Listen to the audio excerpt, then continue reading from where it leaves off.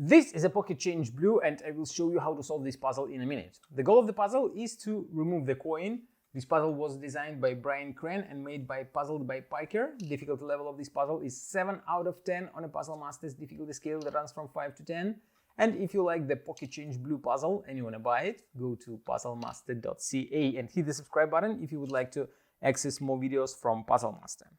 And now I will show you how to solve the puzzle. The Pocket Change Blue is a cylinder and it has this button on top. You can hit it as many times as you wish, but nothing really happens. The coin is hidden right here on the bottom, and it seems like the button doesn't affect the coin at all. But if you listen to the puzzle, you will hear that something is happening inside.